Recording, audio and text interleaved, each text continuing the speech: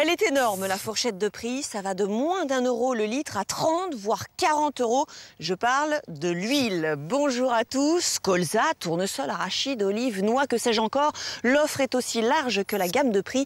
Y aurait-il une huile pour chaque consommateur? Alors que choisir en termes de goût et en termes de santé?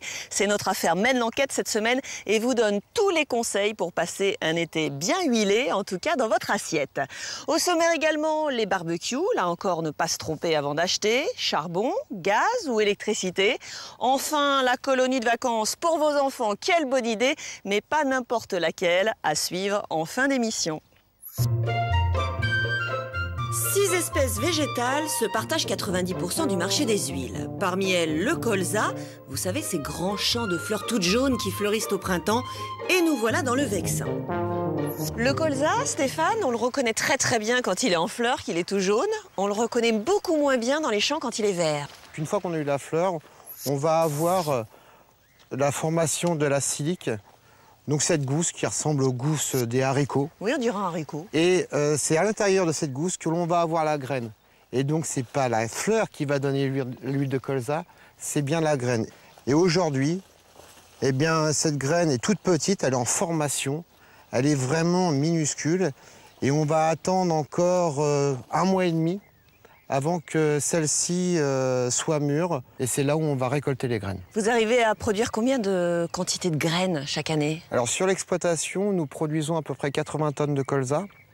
On en a 20 tonnes qui vont être utilisées pour la production d'huile à la ferme. Oui. Et le reste est vendu aux coopératives. Et à partir de là, ça peut partir aussi bien pour des huiles alimentaires ou des huiles de peinture. Ou là, je ne sais pas du tout où ça va. Combien de petites graines faut-il pour faire 1 litre d'huile de colza? Alors là, je ne vais pas vous dire en nombre de graines parce que les graines sont très petites. En poids? Donc voilà, il faut 3 kg de graines pour faire 1 litre d'huile.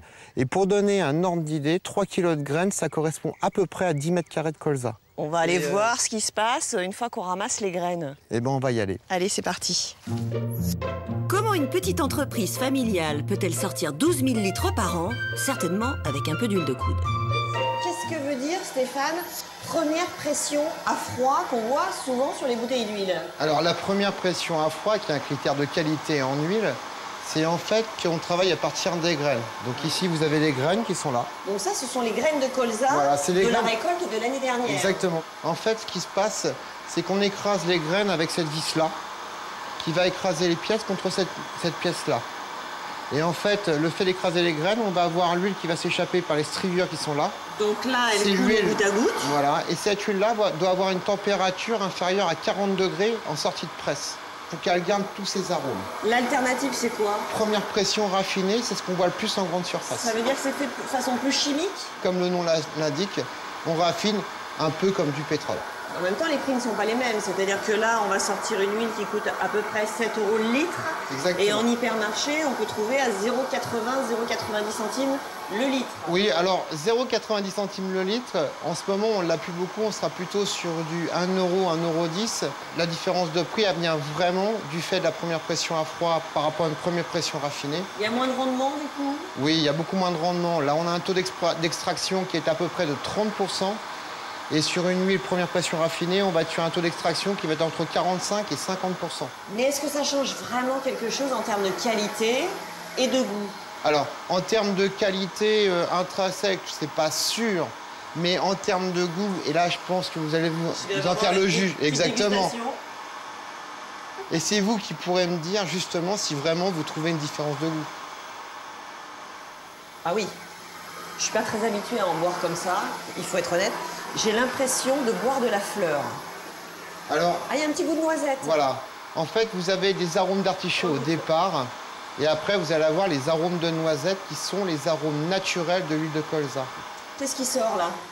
Alors, c'est le déchet, une fois qu'on a extrait l'huile de la graine, que l'on appelle le tourteau de colza. Et ce tourteau de colza va servir à nourrir des vaches laitières.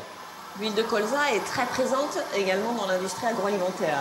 Dans les mayonnaises, dans les vinaigrettes, des plats tout prêts.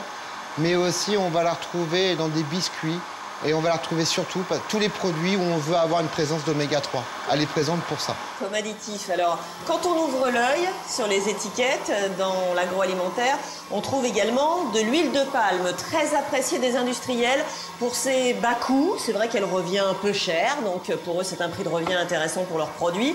Beaucoup moins appréciée des consommateurs pour ses coûts bas. Il paraît qu'elle est très mauvaise pour la santé. Le point pour C'est notre affaire.